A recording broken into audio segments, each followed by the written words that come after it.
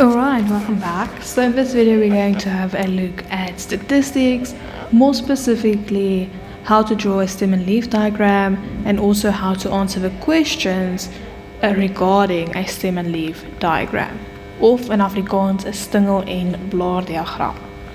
Alright, so in question 11 they say the following. The length of 12 boys in the class is given below. So the 12 length starts at 147 and it goes up to whatever. Alright, and then question 11.1 says, draw a stem and leaf diagram. Alright, this is quite an easy one to draw. So the first thing you always do is you have two columns. You have your stem column, which is on the left hand side. Okay, in Afrikaans it is called jou stingel kolom. And then on the right hand side you have your leaf column, which we call in Afrikaans jou blaar. Now on the right hand side you can always only have one number. So if your numbers are in the tens, it means that on the left hand side you're going to have tens. If it's on the hundreds, you're going to have hundreds. Now for example, let's quickly see. We are currently working in 100s. And my smallest number is going to be this one right here, 147. So to identify that, I know I'm going to have to start counting from 14. Because remember, we can only have one number in my leaf column. Alright, so the first two numbers will be in my stem column and the other number will be in my leaf column. So my smallest number is 147 and my largest number is 192. Alright, and the first two numbers of 192 is 19. So we're going to go 14, 15, 16, 17, 18, and then 19. Alright, now you're going to write the rest of your numbers in your leaf column. Now make sure when you do this, it has to be in numerical order, which means it has to go from small to big. Okay, jy moet dit in numeriese orde skryf, so jy moet dit skryf van klein na groot. Alright, so let's see. My first one is my 140 column. So what do I have which has a 1-4 in front? And looking at this, I only see my 147. So that means I'm going to say it's 1-4. And then here I am writing my 7. So if you read it as 147. 147. Okay, our next one is our 1-5 column. Alright, so let's see everything that is in my 150s. I have 158, I have 154, and I have 150. So which one is my smallest? My smallest is going to be my 150. Then it's going to be my 154. And then it's going to be my 158. So I already have the 1-5. So all I have to write down is the last digit. So I'm going to have a 0. And then it's going to read 150. Alright, then I'm going to have my 4, 154. Then it's going to read 154. And then my last one is 158, so I'm just going to put the 8 there, so it's going to read 158. Alright, I don't think this is too complicated, hopefully. Alright, so now we're going to go on to my 160 numbers. Alright, so what do I have that is in the 60s? I have 161, 165, and 167. Alright, the 1 and 6 is already there, so I'm just going to write a 1, a 5, and a 7. So it's going to be 1, 5, 7. So when I read it, I'm going to read 161, 165, 167. Alright, then we're going on to our 17, so 170 keys. So let's see what we have there. Okay, so in the 70s I have nothing. Alright, so if it is nothing, you're just going to leave it blank. Alright, so let's move on to my 180, so 1/8. So I have 185, 185, and 188. Now the 18 over 1/8 is already there, so I'm just going to add the 5, 5, and 8. So it's just going to be 5, 5, 8. So once again, if I read it, I'm going to read it as 185, 185, 188. And then the last one is my 190, so 19. So here I have 192 and 191. So I'm going to put a 1 and a 2. And there you have drawn your stem and leaf diagram. Always just check how many numbers you have here. So we have 1, 2, 3, 4, 5, 6, 7, 8, 9, 10, 11, 12. Alright, and then just make sure when I gave it to you, you had 12. So it's 1, 2, 3, 4, 5, 6, 7, 8, 9, 10, 11, 12. Alright, this is just to check and make sure that you do have everything. Okay, so now that you've finished drawing, we can answer the next question. So at question 1.2.1, they ask, calculate the median.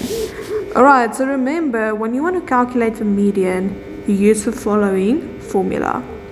A half of n plus 1. And this is where n is the number of values you have. So in this example, the number of values we had was 12. Okay, so we're going to say it is equal to a half of 12 plus 1, which gives me 13, and the half of 13 is 7,5. So it means my median lies between 7 and 8. Alright, my median is in the position between 7 and 8. So now we're going to go back to what we did, and we're going to find out what was in position 7 and what was in position 8. So it's going to be 1, 2, 3, 4, 5, 6, 7. Alright, so in position number 7 we have 167. And then in position 8, I have 185. Alright, so to calculate the median of these two numbers, I'm just going to add them together. Okay, so I'm just going to add 167 with 185, and I'm going to divide that by 2. Alright, so if I do that, let me just get my calculator. My brain isn't braining yet. It's too early in the morning. Alright, and if I divide that by 2, I get that it is going to be 176. So the number that lies in the middle of everything is going to be 176. Okay, let's have a look at question 11.2.2, where they ask for the mode. So remember, the mode is your one that is most popular. Alright, so what number do I have that appears more than once? Well, I can see here I have a 5 and there I have a 5. So I have 185 twice, which means my mode will be 185. So always look which one comes forth the most. Just remember to always add your front part as well. So it's not just 5 and 5, it is 185. 185, 185. Alright, then question 11.2.3 says calculate your upper and lower quartile. Alright, so your let's start with your lower quartile. So your lower quartile is your Q1. So that's the first quarter of your data. Okay, it's going to be quarter of n plus 1. Now, we already mentioned that we have 12 values, so it's going to be a quarter of 12 plus 1, and a quarter of 13 is 3,25. However, in grade 10, we don't work with any other decimal except 5, so we're going to round this off to the nearest whole number, which is going to be 3. So now we have to go and find out what number is in position number 3. So let's quickly check. So in position number 3, I have 1, 2, 3. So it's my 4, so it's going to be 154.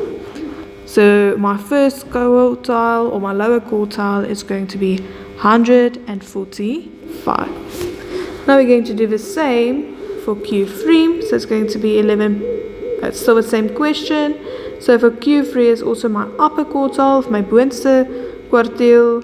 So now it's going to be 3/4 of my data. So I'm going to say 3/4 of 12 plus 1. And that gives me 9,75.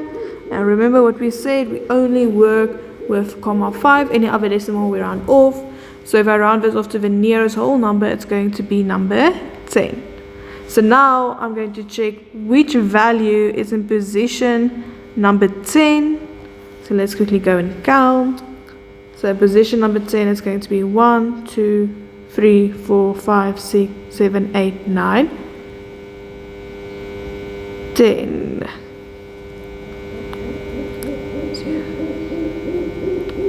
Okay, so it's going to be my 8, which means it's going to be 188. So Q3 is going to be 188. Alright, so my last question, oh no, not my last question. My next question is my mean of my gemiddeld.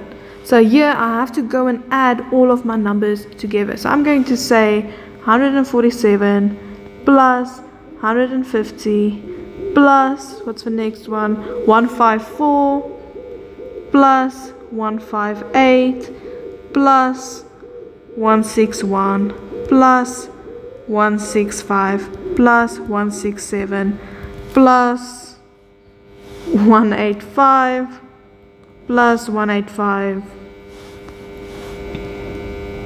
plus 188 plus 191 plus 192.